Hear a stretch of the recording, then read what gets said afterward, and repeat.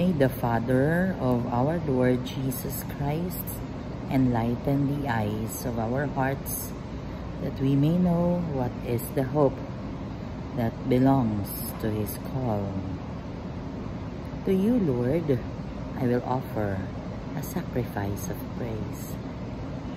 Blessed Wednesday, everyone. We praise and thank you, dear God, for another day of life. We praise and thank you for the gift of love, the gift of family, of community, of belongingness, and the gift of today.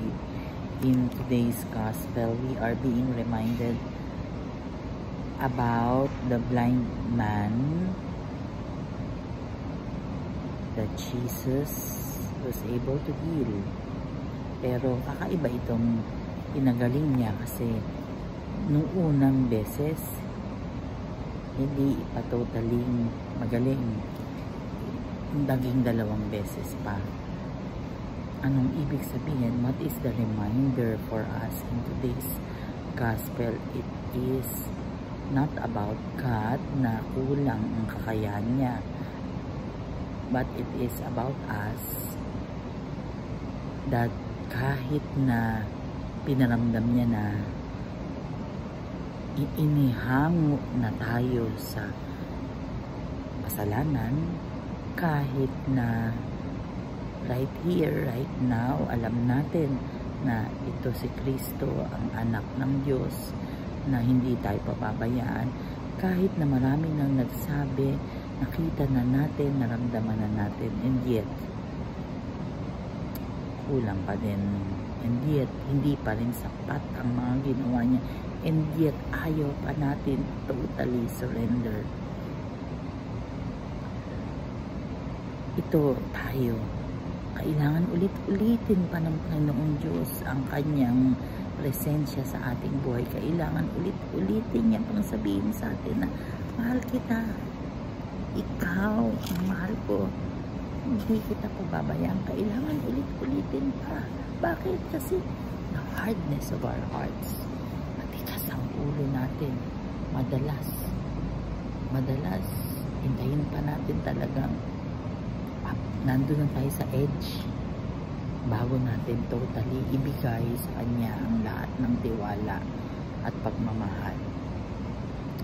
I remember for several occasions din na kami ni June, madalas hindi rin talaga kami magkasundo sa mga bagay-bagay. Iba yung opinion niya on things, iba yung opinion ko on things, pero syempre hindi namin yan pag-aawayan, kaya lang mayroong pagtatalo, kaya lang mayroong medyo taasan ng boses, medyo mapapaisip ka. Pero sa totoo lang, napakaraming instances na hindi ako naniniwala. Pero in the end, oo nga. Sometimes kasi hindi ka naisip agad.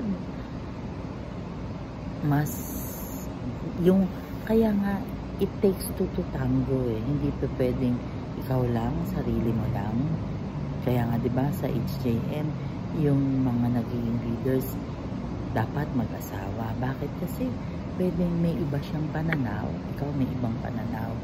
And most of the time, magkaiba kami ng pananaw ni June na kapag ka nag-reflect ako. Oo nga, bakit hindi ko yun nakita? Buti na lang nakita ko. Eh, ganun eh. And ganun din ang Panginoong Diyos. Sinabi na sa atin, kinalabit ka na, binatukan ka pa nga ni Lord eh. Pero, hindi mo pa rin ma-associate yung mga nangyayari sa kanyang will. Yun ang nakakalungkot. Yun ang pagdasal natin na nawa ang kanyang kalooban ang maghahari sa atin. Lagi natin sinasabi that anything that divides comes from the devil, from the evil one. At kaya naman, kung halimbawa may mga bagay na feeling mo magkaiba kayo dahil dun sa bagay na yun, huwag mo na yun entertainin, kasi ibig sabihin, hindi yan galing sa Diyos. Kasi yung Diyos, ayaw kayong i-divide. Ang gusto ng Diyos, tayo ay sama-sama, tayo ay united. Kaya yung pambababae o yung kasalanan ng lalaking asawa ay galing sa evil one, dahil ang kasunod nun is maghihiwalay kayo mag-asawa eh. Kaya alam nyo na, anything that divides you comes from the evil one. And sana ang aking panalangin ay huwag sanang maging matigas ang ulo natin dahil pinaparamdam sa atin ng Panginoon Diyos kung gaano niya tayo kamahal. Nawa maramdaman natin at maisapuso natin ang pagmamahal na yan na binigay sa atin ng Diyos. Huwag tayong magduda, huwag tayong humingi ng sign, at huwag tayong hindi mag-hold on sa pagmamahal na yan, kasi yung pagmamahal ng Panginoon na yan, yan ang mag-aalis sa atin sa kasalanan, yan ang maghahanguta sa atin sa hirap, at yan ang magiging sandata natin in times of crisis. Tinanong ko kanina kay Marinel, ano bang happiness for you? Siyempre family, siyempre health and peace of mind. Kayo mga kapatid, ano ang makapagpapasaya sa inyo? Write in the comment section and mag-usap tayo. Let's pray. Lord God, we are sorry for our sins, either of commission or omission. We pray for healing of those who are sick, those who are requesting for prayers, and those who are praying with us right here, right now. Lord God, be with us always and in all ways, and allow your presence in our lives to manifest. All this we pray in your mighty name, through the intercession of our Blessed Mama Mary. Amen. Write in the comment section, ano ang papasaya sa iyo? What is happiness to you? 3 things na magpapasaya sa iyo. God bless.